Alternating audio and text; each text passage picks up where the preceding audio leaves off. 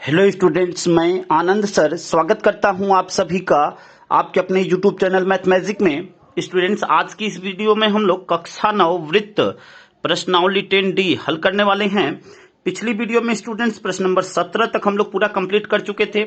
Students, अगर पीछे की वीडियो आप नहीं देखे हुए तो नीचे डिस्क्रिप्शन में आपको लिंक मिल जाएगा, वहां से पीछे की वीडियो देख सकते हैं।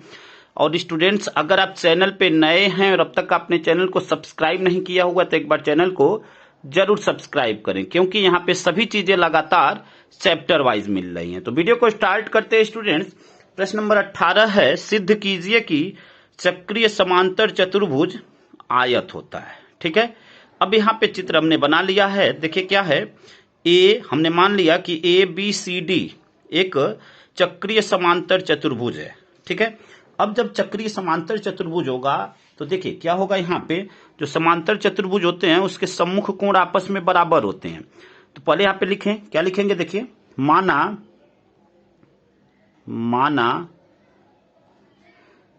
ABCD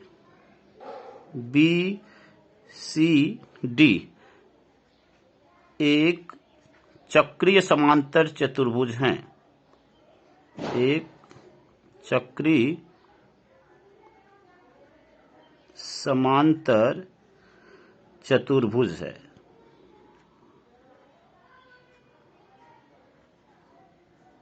ठीक है स्टूडेंट्स, हमने मान लिया कि ABCD एक चक्रीय समांतर चतुर्भुज है। ठीक है, अब देखिए जब यह चक्रीय चतुर्भुज होगा तो देखिए यहां से हम क्या लिख सकते हैं, कोण B कोण D के बराबर हो जाएगा। क्यों होगा, क्योंकि समांतर चतुर्भुज के सम्मुख कोण स्टूडेंट्स आपस में बराबर होते हैं। तो यहां से हम क्या लिख सकते हैं, कोण B बराबर कोण D। देखिए आयत सिद्ध करने के लिए हम क्या कर सकते हैं कि अगर सम्मुख भुजाओं को, ठीक है, अगर ये हम यह सिद्ध कर दें कि कोण A कोण C 90 अंश है या कोण B कोण D 90 अंश है, तो हम कह सकते हैं कि यह एक आयत है, क्योंकि आयत के जो सम्मुख कोण होते हैं, आयत के सभी कोण क्या होते हैं स्टूडेंट, 90 अंश होते हैं। तो अगर इन दोनों को 90 अंश दिखा देंगे तो यह भी 90 अंश हो जाएंगे। ठीक है ना, तो हम लिख लेंगे कि क्या है, यह एक आयत है। तो यहाँ पे हमने लिया कोण B बराबर कोण D। रीजन में अगर आप लिखना चाहें तो लिख सकते हैं कि समांतर चतुर्भुज के सम्मुख कोण बराबर होते हैं। इसको स्टूडेंट समीकरण फर्स्ट बना लेंगे। ठीक है, यह समीकरण फर्स्ट। अब देखिए जब ABCD एक चक्रीय चतुर्भुज है, यहां पे लिखेंगे ABCD एक चक्रीय चतुर्भुज है, एक चक्रीय चतुर्भुज है। ठीक है, यह चतुर्भुज का चिन्ह हमने बना दिया। अब देखिए जब यह चक्रीय चतुर्भुज है तो चक्रीय चतुर्भुज के सम्मुख कोणों का योग 180 अंश होता है। तो यहां से हम कह सकते हैं कि कोण B प्लस कोण D बराबर क्या हो जाएगा, 180 अंश। यहां पे लिखेंगे कोण B प्लस कोण D बराबर 180 अंश। इसको स्टूडेंट्स इक्वेशन सेकेंड बना लेंगे। अब देखिए समीकरण 1 तथा 2 से हम क्या देख रहे हैं, समीकरण 1 तथा 2 से, अब देखिए समीकरण 1 2 से हम क्या देख रहे हैं, देखिए यहाँ पे कोण B और यहाँ पे कोण B बराबर कोण D है। तो यहाँ से अगर हम किसी एक का मान यहाँ पे रख दें, यानी हम क्या लिख सकते हैं, कोण B प्लस, देखिए कोण D के स्थान पे क्या रख सकते हैं, कोण B रख सकते हैं। तो यहाँ पे कोण D के स्थान पे हम क्या रख देंगे, समीकरण 2 में कोण B। तो कोण B प्लस कोण B बराबर 180 अंश।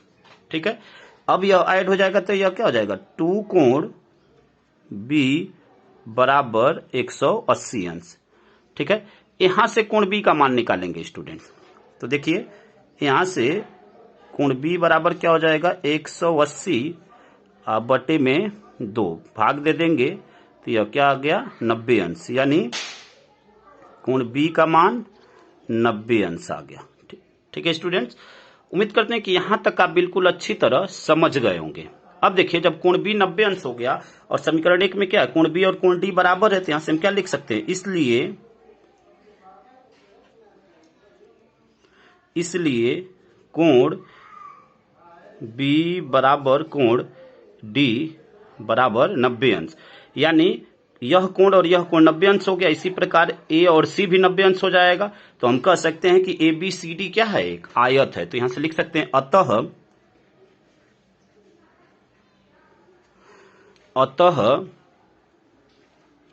A बी सी डी एक आयत है, एक आयत है।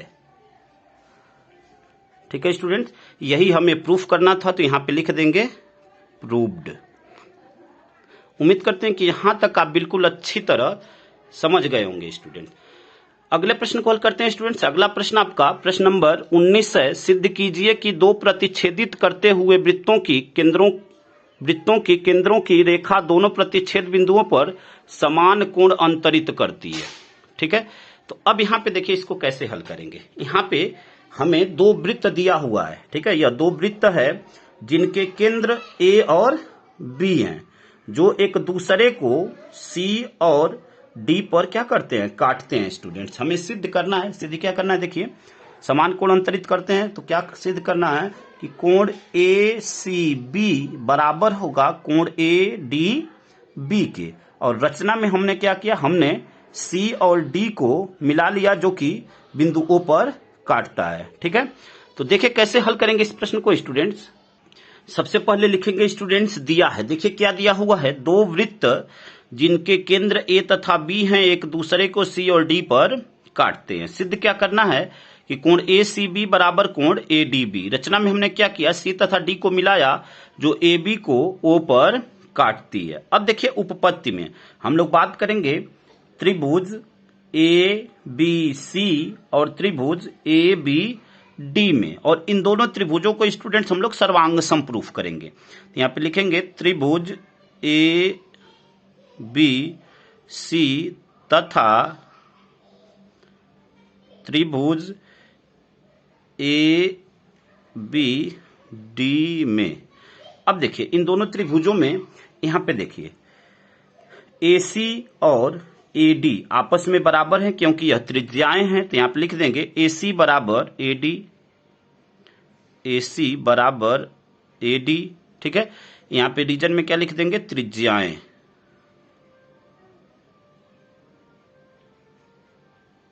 ठीक है, क्या लिखेंगे, त्रिज्याएं। ठीक है, अब देखिए यहां से BC बराबर क्या होगा, BD।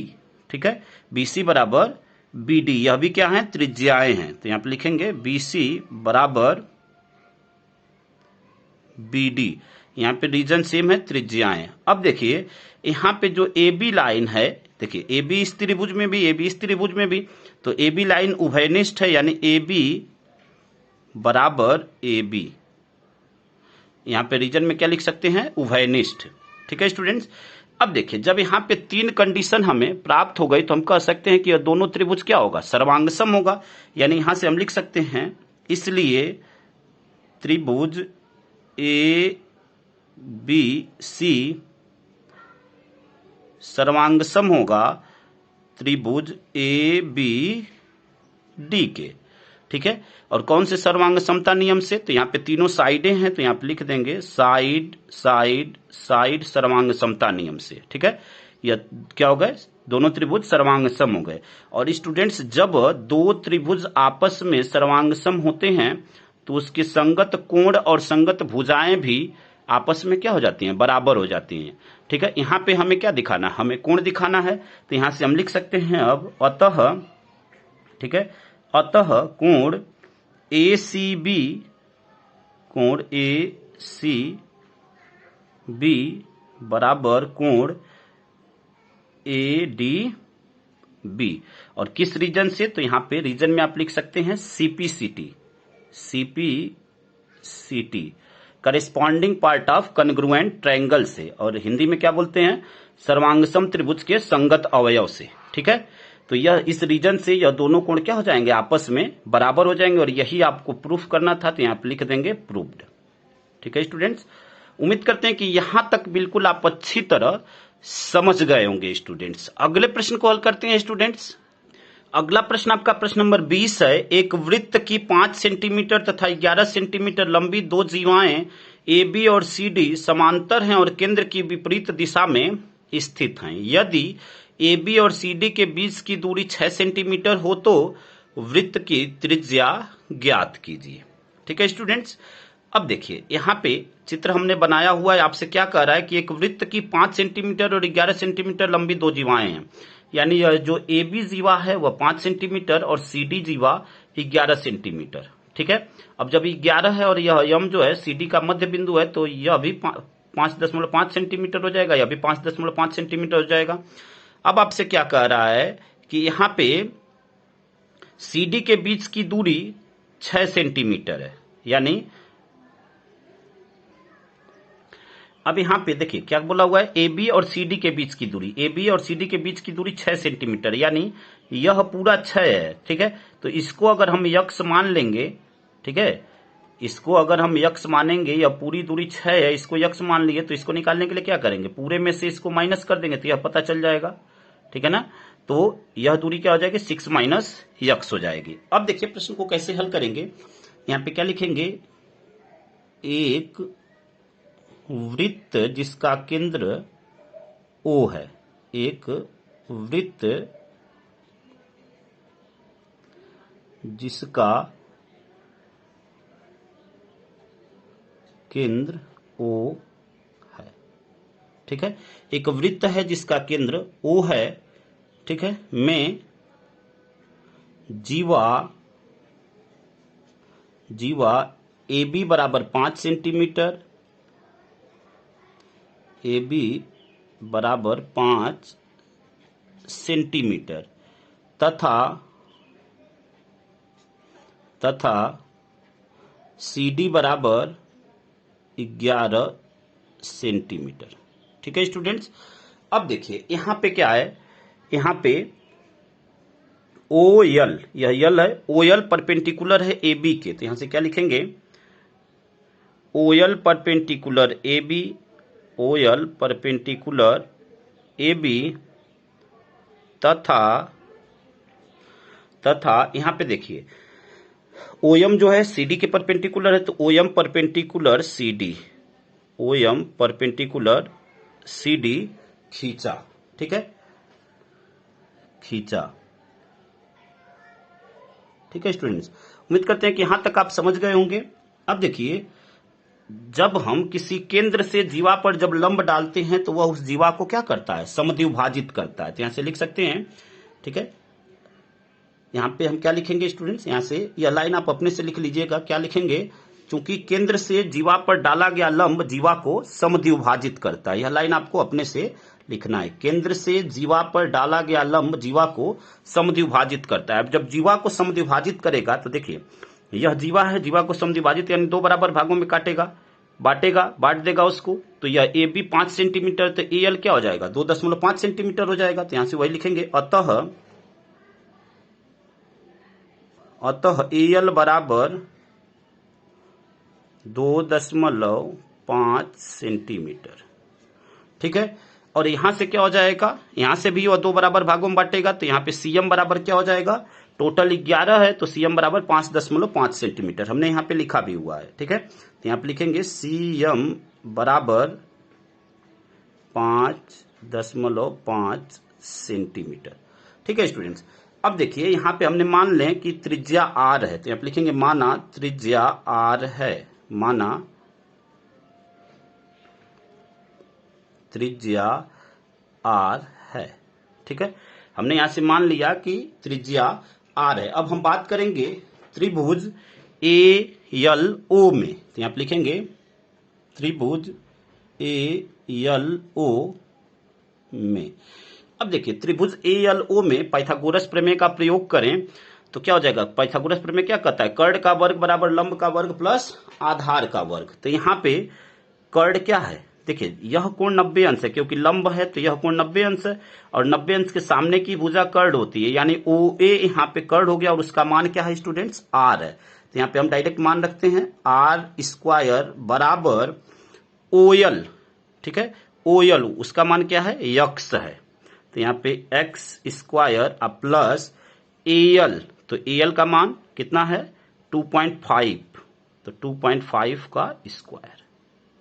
ठीक है, उम्मीद करते हैं कि लाइन आप अच्छी तरह समझ गए होंगे स्टूडेंट्स। तो आर स्क्वायर बराबर एक्स स्क्वायर प्लस इसका स्क्वायर जब होगा तो यह क्या हो जाएगा, देखिए यहां पे इसका स्क्वायर यह हो जाएगा आपका 6.25, 25 का स्क्वायर 625 होता है और 2 डिजिट पे पॉइंट, ठीक है, इसको समीकरण फर्स्ट बना लेंगे स्टूडेंट्स। अब देखिए हम बात करेंगे त्रिभुज CMO में, तो यहां पे लिखेंगे त्रिभुज CMO में।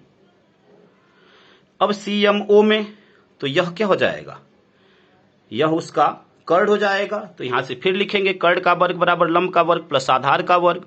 तो यहां से लिखेंगे R² बराबर 6 माइनस एक्स का स्क्वायर, 6 माइनस एक्स का स्क्वायर और प्लस 5.5 का स्क्वायर। ठीक है स्टूडेंट्स, इसको हम लोग समीकरण 2 बना लेंगे। अब देखिए समीकरण 1 तथा 2 से हम क्या देख रहे हैं यहां पे कि समीकरण का एक भाग बराबर है। समीकरण 1 तथा 2 से समीकरण का एक भाग बराबर है, और जब किसी समीकरण का एक भाग बराबर होता है तो समीकरण के दोनों भाग आपस में क्या हो जाते हैं, बराबर हो जाते हैं। तो यहां से हम क्या लिख सकते हैं कि x² प्लस 6.25 बराबर, यहां से देखिए 6 माइनस एक्स का स्क्वायर प्लस 5.5 का स्क्वायर। ठीक है स्टूडेंट्स, उम्मीद करते हैं कि इस लाइन को आप बिल्कुल अच्छी तरह समझ गए होंगे। अब देखिए आगे क्या करेंगे, यहां से x² प्लस 6.25 बराबर, इसको a माइनस बी के होल स्क्वायर के फार्मूले में तोड़ देंगे तो a² यानी 6 का स्क्वायर तो 36 हो जाएगा, प्लस b² यानी x² माइनस 2ab, तो 2 फार्मूले से a का मान 6, 6 दूनी 12 और x। ठीक है, 5.5 का स्क्वायर करेंगे तो यह क्या हो जाता है, यह हो जाएगा आपका 55 का स्क्वायर 3025 होता है स्टूडेंट्स। ठीक है, 3025 और 2 डिजिट पे पॉइंट, तो यहां पे ठीक है हमें क्या करना, हमें x का मान निकालना। तो यहां पे देखिए जब x² का इधर पक्षांतर करेंगे तो यह क्या हो जाएगा, कट जाएगा। ठीक है, अब यहां से यह क्या हो जाएगा 6.25 और इन दोनों को ऐड करके इधर पक्षांतर कर दे तो यह 30.25 प्लस 36, तो क्या हो जाएगा, यह 66 हो जाएगा, 66.25। तो यहां से हम इसको पक्षांतर कर देते हैं, 66.25 बराबर माइनस 12x। ठीक है, हमें x का मान निकालना है। देखिए अब यहां पे 66.25 में से 6.25 जाएगा तो क्या हो जाएगा, यहाँ पे देखिए जो बड़ा होता है उसका चिन्ह होता है, तो यहाँ पे 60 आएगा और चिन्ह बड़ी संख्या यह है तो माइनस में होगा, माइनस इधर और माइनस इधर, तो क्या हो जाएगा, प्लस हो जाएगा। ठीक है, माइनस माइनस कट जाएगा तो प्लस हो जाएगा। तो यहाँ से क्या हो जाएगा 12x बराबर 60, और हमें x का मान निकालना है। तो यहाँ से x का मान क्या हो जाएगा, x बराबर, यह 60 कहाँ चला जाएगा, बटे में, तो 12 25 60, तो x का मान क्या आ गया 5। ठीक है स्टूडेंट्स, उम्मीद करते हैं कि यहां तक आप बिल्कुल अच्छी तरह समझ गए होंगे। अब देखिए यहां से क्या करेंगे, यही मान जो है समीकरण 1 में रख देते हैं तो हमें r का मान प्राप्त हो जाएगा। तो यहां से लिखेंगे, इसलिए r² बराबर r² बराबर, x का मान यहां पे देख लीजिए, r² बराबर x का मान क्या आ गया 5, तो 5 का स्क्वायर 25 प्लस 6.25। ठीक है स्टूडेंट्स, हमें यहां से r का मान निकालना है। ठीक है, अब r के मान के लिए हम क्या कर सकते हैं, देखिए यहां से r² बराबर यह 25 प्लस 6.25, यह दशमलव हटाने के लिए हम अंश और हर में 100 से गुणा कर सकते हैं। तो अंश में करेंगे तो क्या हो जाएगा, पॉइंट हट जाएगा और नीचे 100 हो जाएगा। ठीक है, अब इसको कट कर देंगे स्टूडेंट्स, तो यह क्या आ जाएगा, देखिए बराबर 25 प्लस, इसको 25 से कट कर देंगे तो 25 चौक के 100 और इसको कट करेंगे तो 25 आ जाएगा, यानी 25/4।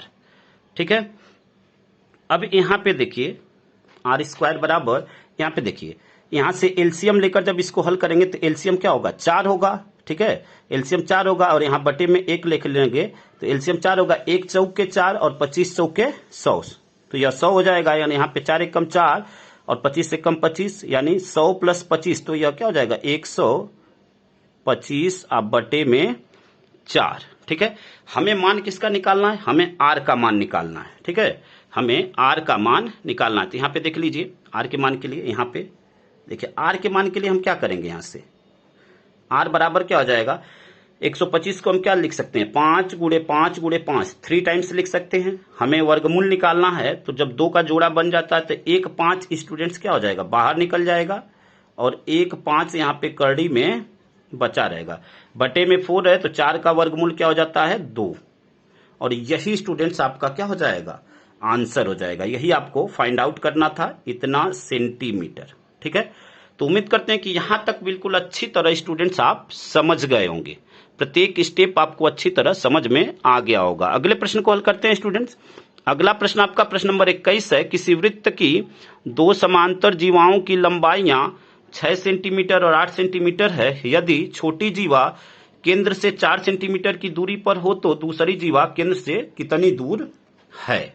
ठीक है, तो अब यहाँ पे चित्र को समझते हैं और प्रश्न को हल करते हैं स्टूडेंट्स। यहाँ पे देखिए, हमने यहाँ पे क्या माना कि जो वृत्त का जो केंद्र है वो है ओ है। ठीक है, और वृत्त की ए बी और सी डी 2 समांतर जीवाएं इस प्रकार हैं कि यहाँ पे ए बी बराबर 6 सेंटीमीटर और सी डी बराबर 8 सेंटीमीटर, जैसा कि प्रश्न में आपको दिया हुआ है। और हमने यह मान लिया कि यहां से जो ओ ए और ओ सी है यह वृत्त की त्रिज्याएं हैं या 8 सेंटीमीटर है। फिर यहाँ पे क्या दिया हुआ है कि ओपी, ठीक है, ओपी परपेंडिकुलर ए बी और O Q perpendicular C D डाला। ठीक है, अब यहां से हम इस कंडीशन को लेकर चलेंगे स्टूडेंट्स। तो देखिए क्या लिखा है स्टूडेंट्स, माना केंद्र ओ वाले वृत्त की ए बी तथा सी डी 2 समांतर जीवाएं इस प्रकार हैं कि ए बी बराबर 6 सेंटीमीटर तथा सी डी बराबर 8 सेंटीमीटर। जो चीजें आपको बताया वह यहाँ पे हमने लिख दिया। फिर क्या लिखा हमने, चूंकि ए बी समांतर सी डी तथा OP perpendicular A B O Q perpendicular C D, इसलिए ओ क्यू तथा पी समरेखी है। समरेखी का मतलब कि एक ही रेखा में स्थित है। ओ क्यू पी एक ही रेखा में स्थित है। यहाँ पे पी और क्यू क्रमशः, ठीक है, ए बी और सी डी के मध्य बिंदु, यहाँ पे ए बी का मध्य बिंदु पी और सी डी का मध्य बिंदु क्या है, क्यू है। ठीक है, अब देखिए जब यहाँ पे यह मध्य बिंदु है तो हम यहाँ से क्या कह सकते हैं कि ए पी और पी बी क्या होगा, ए बी का आधा होगा। तो यहां से वही चीज दिखाएंगे स्टूडेंट्स। यहां से क्या लिखेंगे, ए पी बराबर पी बी बराबर 1/2 ए बी। ठीक है, 1/2 ए बी। ए बी का मान कितना दिया हुआ है, 6 सेंटीमीटर। तो 1/2 और गुणे 6 तो कट कर देंगे तो क्या हो जाएगा, 3 सेंटीमीटर। ठीक है स्टूडेंट्स, एपी का मान क्या आ गया, 3 सेंटीमीटर। अब देखिए सी क्यू, यहां पे सी क्यू की बात करते हैं। ठीक है, सी क्यू, तो यहां पे जो है क्यू क्या है, सी डी का मध्य बिंदु, तो सी क्यू बराबर क्यू डी बराबर क्या हो जाएगा। ठीक है, सी क्यू बराबर क्यू डी बराबर 1/2 सी डी होगा। तो यहां से वही चीज लिखेंगे स्टूडेंट्स, तथा सी क्यू बराबर क्यू डी बराबर 1/2 सी डी। तो यहाँ पे 1/2 और सी डी का मान कितना है, 8। कट कर देंगे तो क्या हो जाएगा स्टूडेंट्स, 4 सेंटीमीटर। ठीक है, अब देखिए हम लोग बात करेंगे यहां से समकोण त्रिभुज ओ ए पी में। तो यहां पे लिखेंगे समकोण त्रिभुज ओ ए पी में। अब देखिए समकोण त्रिभुज ओ ए पी में कर्ण का वर्ग बराबर लंब का वर्ग प्लस आधार का वर्ग। ठीक है, तो यहाँ पे देखिए जब यह लंब है तो यह कोण 90 डिग्री, तो उसके सामने की भुजा लंब होती है। तो यहाँ से ओ ए स्क्वायर बराबर क्या हो जाएगा, OP square plus AP square. ठीक है, तो यहाँ पे देखिए ओ ए का मान 8 सेंटीमीटर होगा। ठीक है ना, आर होगा क्योंकि ओ ए क्या है, त्रिज्या है। तो यहां से लिखेंगे आर स्क्वायर बराबर ओपी। देखिए ओपी का मान क्या होगा स्टूडेंट्स, प्रश्न में आपसे बोला हुआ है कि यदि छोटी जीवा केंद्र से 4 सेंटीमीटर की दूरी पर हो, तो छोटी जीवा कौन सी है, ए बी छोटी जीवा है और केंद्र से 4 सेंटीमीटर की दूरी पे हो, यानी ओपी का मान क्या हो गया, 4 सेंटीमीटर। तो यहां पे रख देंगे 4 का स्क्वायर, तो 4 का स्क्वायर क्या हो जाएगा, 16। ठीक है, अब प्लस, अब यहां पे देखिए एपी का मान क्या है, यहाँ पे ए बी जब 6 सेंटीमीटर, एपी हमने निकाला भी है 3 सेंटीमीटर, तो 3 का स्क्वायर क्या हो जाएगा, 9। ठीक है, उम्मीद करते हैं स्टूडेंट्स कि यहाँ तक आप बिल्कुल अच्छी तरह समझ गए होंगे। इन दोनों को ऐड कर देंगे तो यह क्या हो जाएगा, 25 हो जाएगा। हम r का मान निकाल लेंगे यहाँ से, तो r बराबर वर्गमूल क्या हो जाएगा इसका, 5 हो जाएगा, 5 सेंटीमीटर। ठीक है स्टूडेंट्स, उम्मीद करते हैं कि यहाँ तक आपको बिल्कुल अच्छी तरह समझ में आया होगा स्टूडेंट्स। अब देखिए आपको क्या करना है, यहाँ से हम लोग बात करेंगे समकोण त्रिभुज OCQ में। ठीक है, तो यहाँ पे लिखेंगे समकोण त्रिभुज OCQ में। अब जब इसमें बात करेंगे तो यहाँ पे क्या होगा, OC स्क्वायर बराबर OQ square plus CQ square. तो OC क्या है, त्रिज्या है वो अभी, तो यहाँ पे क्या हो जाएगा, R स्क्वायर बराबर OQ, हमें OQ निकालना है तो इसको एसडीटी छोड़ेंगे, OQ स्क्वायर प्लस CQ, तो CQ का मान अभी यहाँ पे निकाला है 4, 4 का स्क्वायर क्या हो जाएगा, 16। ठीक है, R का मान हमें पता हो गया 5 है, तो यही मान यहाँ पे रख देंगे, तो 5 का स्क्वायर क्या हो जाएगा, R स्क्वायर है तो 5 का स्क्वायर 25, यहाँ पे इसका पक्षांतर कर देंगे, -16 बराबर OQ स्क्वायर। हमें OQ का मान चाहिए यहाँ से स्टूडेंट्स। देखिए 25 में से 16 जाएगा तो क्या हो जाएगा, 9 हो जाएगा। ठीक है, 25 में से 16 माइनस करेंगे तो 9 हो जाएगा, और हमें OQ का मान चाहिए तो 9 का वर्गमूल क्या हो जाएगा, 3 हो जाएगा। तो यहाँ से लिख सकते हैं OQ बराबर 3 सेंटीमीटर। ठीक है, OQ बराबर 3 सेंटीमीटर, और यही हमें निकालना था, तो यहाँ पे क्या लिख देंगे, अतः केंद्र से जीवा की दूरी